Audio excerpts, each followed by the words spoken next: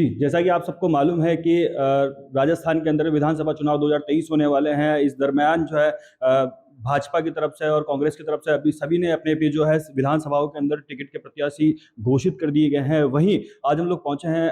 जहाजपुर विधानसभा क्षेत्र के अंदर, जहाँ कांग्रेस के जिनको विधायक की ज़िम्मेदारी दी है ऑल इंडिया कांग्रेस कमेटी ने,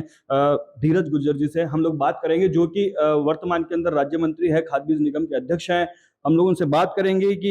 यहाँ पर जो उन्होंने कांग्रेस पार्टी ने इन पर भरोसा जताया है, वो किस प्रकार उस पर खरा उतरेंगे। सर, जी। जिस प्रकार कांग्रेस ने आप पे भरोसा जताया है जहाजपुर विधानसभा क्षेत्र में, किस तरह से आप जो है इस पर। देखिए, मैं कांग्रेस आलाकमान का आभार प्रकट करना चाहता हूँ कि लगातार मुझे वो जाजपुर कोटली जैसी एक ऐसी जगह की सेवा करने का अवसर दे रहे हैं, जिस विधानसभा को मैं अपना विधानसभा क्षेत्र नहीं मानता हूँ बल्कि परिवार मानता हूँ। और इस विधानसभा में जाजपुर और कोटली में रहने वाले हर व्यक्ति की सेवा करने का मतलब मैं ये मान के चलता हूँ कि मैं भगवान की सेवा कर रहा हूँ। मैं अपने विधानसभा के लोगों को ईश्वर की नज़र से देखता हूँ और जनता जनार्दन की सेवा करने का सौभाग्य जो मुझे कांग्रेस पार्टी ने दिया है, इसके लिए हमारी पार्टी के हमारे नेता राहुल गांधी जी, प्रियंका गांधी जी का बहुत-बहुत आभारी हूँ कि उनके आशीर्वाद से मैं चुनावी समर के अंदर उतरा हूँ।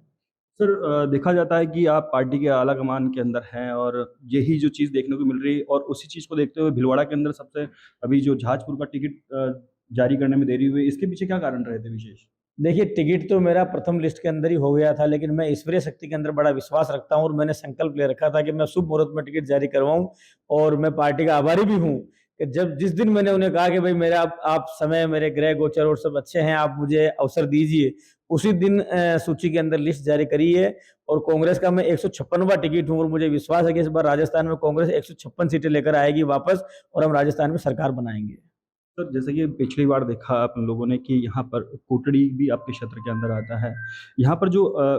सबसे बाहुल्य क्षेत्र है गुर्जर बाहुल्य और मेरा बाहुल्य क्षेत्र में, किस तरह से अपनी रणनीति और कितने वोटों से आप लोग जो जीतने का है अंदेशा लगाया जा रहा है? देखिए, जाति और समाज के आधार पे धीरज गुर्जर चुनाव नहीं लड़ता। धीरज गुर्जर 36 कौम का भाई है, बेटा है और सबको साथ लेकर सबका विकास करने के लक्ष्य से मैं काम करता हूँ। मुझे लोगों ने यहाँ पर बीजेपी राज के अंदर संघर्ष करते हुए भी देखा और मैंने कांग्रेस राज के अंदर अपनी कलम से न्याय करते हुए भी देखा है। जब भारतीय जनता पार्टी की सरकार थी, मैं विधायक था, तो मैंने सड़कों पर भीलवाड़ा से लेकर जयपुर तक जो संघर्ष किया, वो लोगों को आज तक याद है। और उसके बाद जब कांग्रेस की सरकार आई और मुझे राज्य मंत्री बनने का अवसर मिला, तो राज्य मंत्री बनने के बाद में जो मैंने 354 करोड़ 300 साढ़े 300 400 करोड़ रुपए का जो काम कराए, वो एक तरह से राजस्थान के इतिहास के अंदर लोगों के लिए नज़ीर बनी है। आज कोटली जाजपुर के अंदर सड़कें हों, स्कूलें हों, नालियाँ हों, पुलिया हों, ये सारे काम करके मैंने ये बात साबित कर दी कि धीरज गुर्जर के हाथ में अगर कलम आएगी, तो वो कलम कोटली और जाजपुर के लोगों के भले के लिए, उनके हित के लिए चलेगी। सर, अगर अभी आप विधायक चुन करके आते हैं, तो जनता के लिए और ऐसी क्या योजनाएँ लेकर के आएँगे जो भीलवाड़ा जिले के अंदर जो है एक ऐसा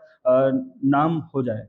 देखिए, हमारे भीलवाड़ा शाहपुरा जिले के अंदर जाजपुर सबसे दूरस्थ मुख्यालय था और मैंने ये संकल्प लिया था कि जब पहली बार मैं यहाँ पर चुनाव लड़ने आया और मैं चुनाव जीता, तब मेरा संकल्प था, क्योंकि भारतीय जनता पार्टी ने साजिश रचकर मेरे जाजपुर की कॉलेज को रुकवा दिया था। इस बार जब कांग्रेस की सरकार बनी हमारी अभी, तब सबसे पहले जाजपुर में मैंने कॉलेज खुलवाई। आज मेरे युवा साथियों के लिए कॉलेज खुल के तैयार है। दूसरी मैंने घोषणा करी, चुनाव निपटते ही हम लोग राजस्थान के अंदर जो हमारी सरकार बनेगी, उसके आधार पर हम तत्काल प्रभाव से कोटड़ी में कॉलेज चालू करवाएंगे। और युवाओं के लिए मेरा सबसे बड़ा, क्योंकि मैं खुद एक युवा हूँ, किसान का बेटा हूँ, तो मैं इस बात को जानता हूँ कि जब तक हमारे हाथ में शिक्षा और रोजगार की ताकत नहीं होगी, तब तक हमारा विकास नहीं हो सकता है। तो लोगों का विकास करने के लिए शिक्षा की मैंने यहाँ पर पूरी बिछायत कर दी है। अब लोगों को रोजगार दिलवाना है। तो मेरा सबसे बड़ा मुद्दा जो रहेगा, वो मुद्दा ये होगा कि आने वाले समय के अंदर जो हमारे यहाँ के युवाओं को कोटली जाजपुर से बाहर जाकर रोजगार करना पड़ता है, वो रोजगार और वो पैसा इनको यहीं पर मिल जाए। सर, एक क्वेश्चन मैं आपसे पूछना चाहूँगा कि अभी आप ऑल इंडिया कांग्रेस कमेटी के अंदर आला कमान के पद पर हैं, और सबसे बड़ी चीज़ कि भीलवाड़ा के अंदर अभी तक भी जो है टिकट की दावेदारी अभी नहीं हुआ, सामने कौन लड़ पा रहा है अभी पता नहीं पड़ पा रहा है। देखिए, शाहपुरा और भीलवाड़ा के भी टिकट पार्टी निश्चित कर चुकी है, बहुत जल्दी उनकी घोषणा करनी है। और इसके साथ-साथ मैं आपको एक बात और बता दूँ, आला कमान तो हमारी पार्टी के अंदर राहुल गांधी जी हैं, प्रियंका गांधी जी हैं। मैं अपने आप को सौभाग्यशाली मानता हूँ कि मेरे को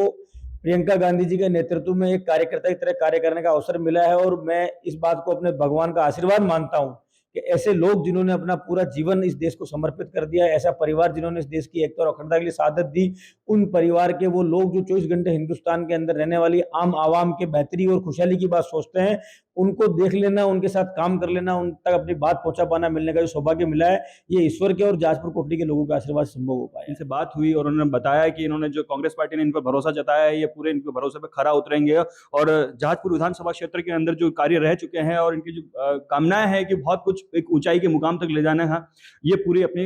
इच्छाओं पे और जनता के भरोसे पे खरा उतरेंगे। भीलवाड़ा से भारत एक्सप्रेस के लिए धीरज कुमार शर्मा।